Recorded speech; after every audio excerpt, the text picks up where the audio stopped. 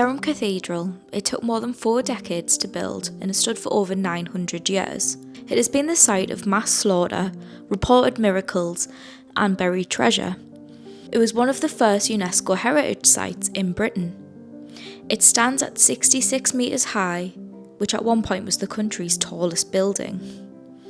It was built in the year 1133, when virtually every building was only 1 or 2 stories high, so you can only imagine the astounding impact it had towering over Durham. The cathedral covered over 22 acres. It was around the same height as what 15 double-decker buses would be. It was built on a peninsula and the city of Durham grew around it. The structure was ordered in fact by William the Conqueror. After he defeated King Harold at the Battle of Hastings in 1066, William and his Norman army marched north, crushing any resistance they met. To do so, they had to build castles and cathedrals across England. But the cathedral they built in Durham was the greatest of them all. It was built to defend the north from the Anglo-Saxons and to deter attacks from the Scottish border. The bend caused by the River Wear created a natural moat, which meant attackers would struggle from 3 sides to attack the cathedral. Durham Cathedral was home to its first Norman bishop, William Walcher, a priest from Northern Europe. Having control of the cathedral gave him enormous power, such as raising taxes, minting his own money, and acted as a ruler for the whole region. He was then given the title Prince Bishop. Walcher's time as Prince Bishop was categorised by poor leadership, which ultimately resulted in his murder at Gateshead in 1080. Durham Cathedral was also one of the first sites of mass pilgrimage in Britain, and it was one tomb in particular that stood out. Pilgrims flocked here in their thousands to pay homage to the shrine and tomb of Cuthbert, the patron saint of the north. Cuthbert was said to have been the son of nobility who served as a soldier. He had a vision of God and then became a monk, dedicating his life to doing good work across the north of England. He then became the Bishop of Lindisfarne, the Holy Island. After his death in 687, he was then declared a saint due to his devotion. His tomb then became a shrine.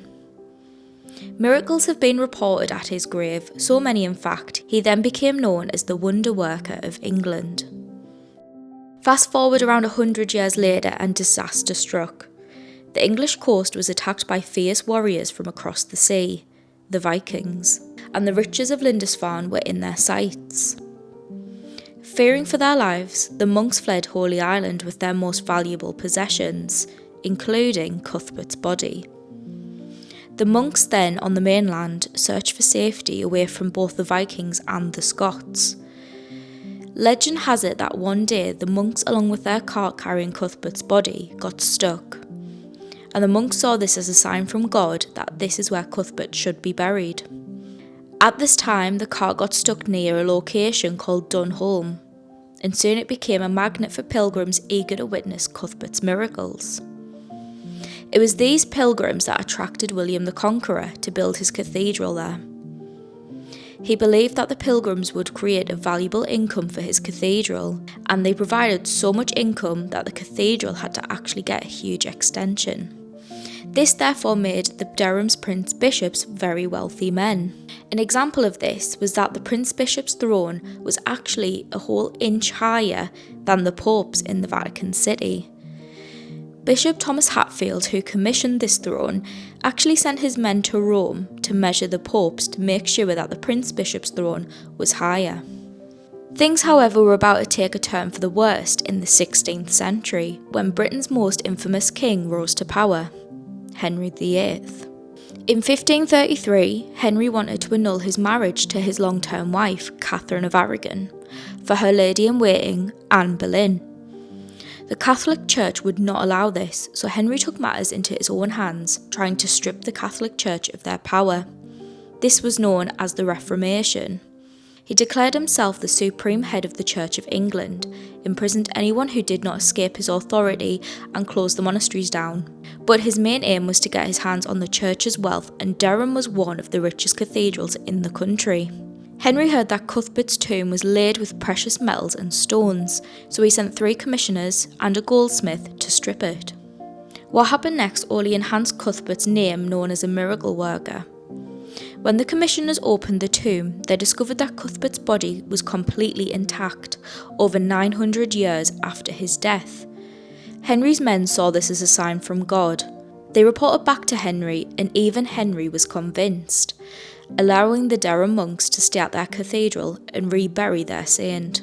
Durham Cathedral also faced a gruelling time during the English Civil War, where royalists and parliamentarians fought over how the country should be governed. A Scottish royalist army was defeated by Oliver Cromwell at the Battle of Dunbar in 1650. Cromwell took an estimated 5,000 prisoners, around 2,000 of whom died during the gruelling 104-mile march to Durham. These survivors were locked up in the cathedral. Today its maximum capacity is less than 1,000, so you can only imagine the living conditions for over 3,000 prisoners. At the time the building was vacant as the English Parliament abolished all cathedrals, but Durham Cathedral's exterior remained intact. The cathedral, as you can imagine, was freezing cold to live in, so prisoners burnt every single piece of wood inside to stay warm. Everything apart from one item, the prior clock. This clock, made in the late 15th century, is now one of the oldest in the world. It had a thistle, which was the national flower of Scotland, carved into it, which is believed to be why the Scottish prisoners spared it. It has been transcribed that over half of these prisoners were later exiled to the Americas, but what happened to the other half of the prisoners in the cathedral remained unknown. This was a mystery as long as until 2013, when a new construction project began in the cathedral grounds. While digging foundations for a cafe, builders found a shocking discovery of mass graves. 27 skeletons were found, but this was said to only be a small portion of a much larger burial site, said to contain up to hundreds of bodies. Originally the bodies were thought to be ancient graves of monks, but archaeologists discovered the bodies in such a haphazard position that they knew they weren't peaceful and traditional burials. They were all buried in one event, tipped into one mass grave. Scientists used carbon dating to date the skeletons, discovering they were all from the mid-17th century. To find out where these skeletons came from, scientists decided to study the teeth of the skeletons. They therefore discovered minerals unique to particular parts of Scotland. The skeletons therefore matched the perfect description of the Scottish prisoners, as they were defined as young adult men from somewhere near Glasgow. A memorial plaque was then revealed in 2017 as a tribute to these fallen soldiers during a commemorative event. Although the cathedral was used as a prison for the soldiers in 1650, the cathedral had previously also been used as a place of refuge 500 years before. During this time, its west entrance was guarded 24 hours a day by monks. They upheld the church's tradition as being a place for sanctuary for anyone who was not law-abiding. This included the likes of adultery, murderers and thieves. These criminals would knock on the cathedral's knocker, and once they knocked they were therefore under the cathedral's protection. A monk who was acting as a watcher at the time would then invite the criminal inside to the cathedral. Upon entering the cathedral, the criminal had to exchange his clothes for a black robe with a yellow cross of St. Cuthbert imprinted on the left shoulder. He would then confess the details of his crime and then provided with food and water paid for by the church. Anyone claiming sanctuary had 37 days to make peace with their enemy or be banned from England altogether. These people were sent to the nearest port of Hartlepool and exiled on the first available ship wherever it happened to be going. It wasn't until 1624, under the rule of James I, that the rule of sanctuary was abolished. The cathedral's next period of uncertainty was during World War II, when it faced the prospect of being bombed. In the late 1930s, before war broke out, Winston Churchill's cousin and the former mayor of Durham, Lord Londonderry, believed that the friendship with the German Nazis was in fact possible. To further the relationship, he invited the German ambassador von Ribbentrop to his family estate near Durham. Keen to show off the best of Britain, he also invited von Ribbentrop to Durham Cathedral.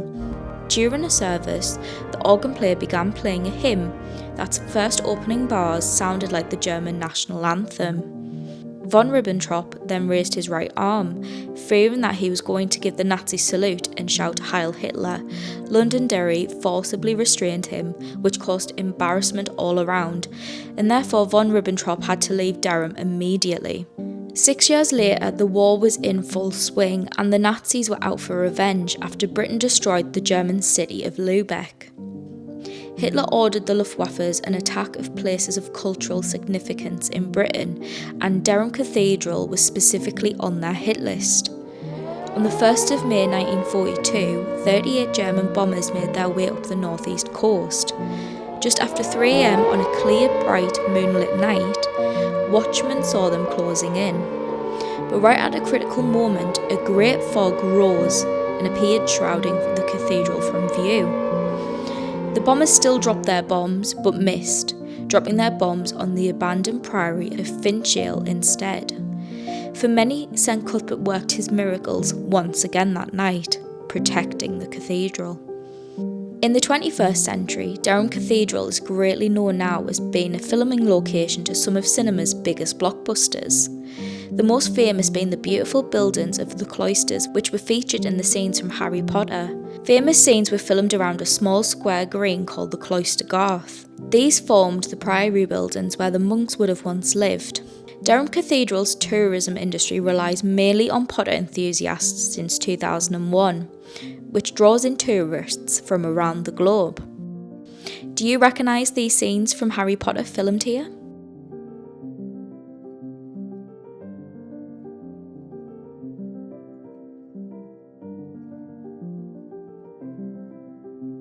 Other movies such as Avengers has also been filmed at Durham Cathedral in more recent years too.